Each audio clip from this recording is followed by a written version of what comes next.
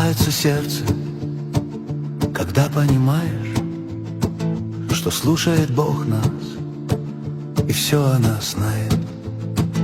Он дал нам возможность с Ним честно общаться.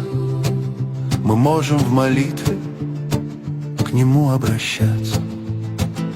А в Библии есть много разных примеров, как богослужители молятся с верой.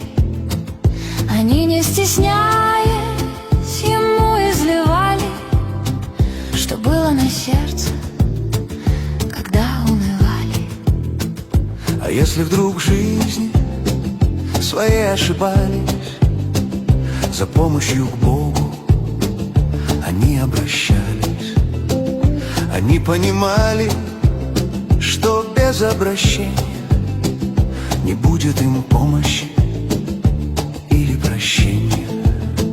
Чтоб легче нам было Иегове молиться, открыть нужно сердце, чтоб всем поделиться о преданной Бога любви, размышлять, о всех беспокойствах своих рассказать.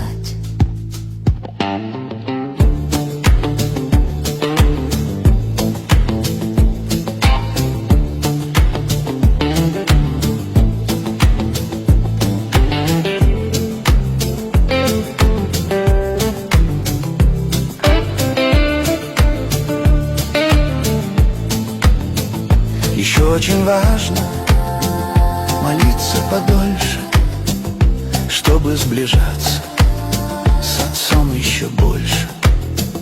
Молитвы, что в Библии, чаще читая, найдем для себя что-нибудь, размышляя.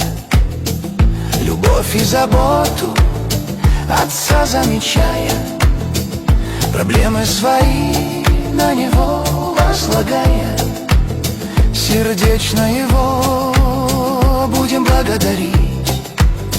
Нам трудности легче с Ним переносить. Наш Бог справедливый, все видит, все знает. Насмешников злых час придет, покарает. У нас обстоятельства могут смениться.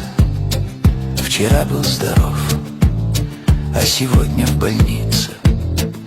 А может быть, рыбе в брюхо попали, непослушание раз мы проявляли.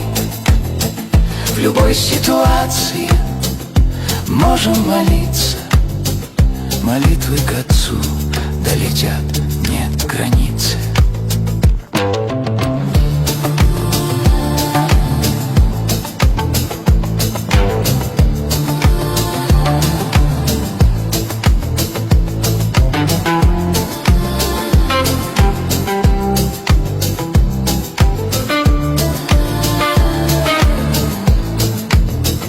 Иегова услышит молитвы без слов.